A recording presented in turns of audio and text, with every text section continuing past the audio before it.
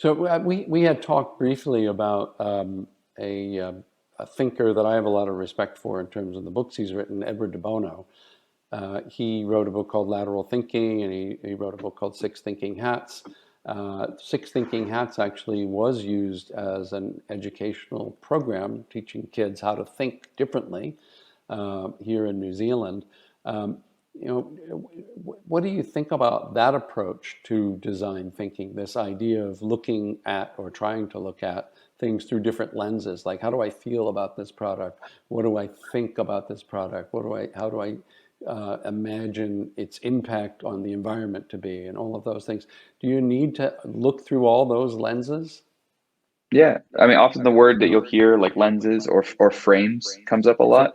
How do they Um, use frames? How is frames used? Framing is, Oh, how do you frame it? Okay. yeah, Is that what you mean? Okay. framing a problem, framing a solution. Typically, you're always working within some frame. Yeah. It's just a schematic for the solutions that you're looking at, the problems that you're paying attention to. Is Um, that so? When you're on a design team, do people say, "Well, that's one frame. Let's look at it through another frame"? I think Is that how it's like used? the metacognitive skill of being able to identify which frame you're working in and try to like switch out of it or break into other ones is amazing. Yeah. If and it's really, a great thing for the designer on the team to do or someone else. It sounds like you got elementary kids doing it in New Zealand, so they're probably going to be the next world's best designers if they're already doing that at their age. Well, yeah, I mean, elementary school kids were being taught to think here, and in other countries around the world. Venezuela, I know, was one. I'm not actually sure if that's, still a program, but there were, materials and programs in terms of learning how to think. And we've come around much more these days to education being about C skills, critical thinking, curiosity, communication, and sort of the softer skills that are all actually about, in a certain way, or contribute to thinking designerly, for lack of a better word. But I like that word, designerly. So, Yeah, I mean, I think education in the States is not at that uh, spot yeah, predominantly.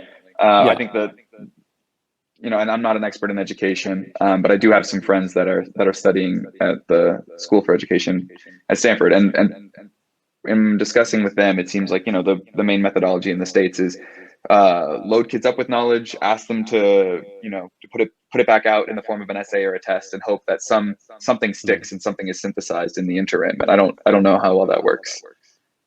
Yeah, I don't, I mean, I went to probably the most radical university in America back in the 70s, and, it certainly was an early school focusing on, getting you to think and see things differently.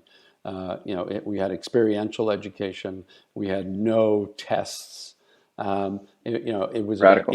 interviews with your professors, and they would write reviews. You didn't even get grades. And so it was much more geared around trying to ascertain whether you were learning something and how you were learning something, and whether you were, gaining some skill or knowledge, rather than you could repeat back, or even worse, make the right selections on a multiple choice test. Yeah. Um, yeah. So I definitely I mean, I was out there on the fringe in my time, and it certainly, so laid the backdrop for how I think differently these days.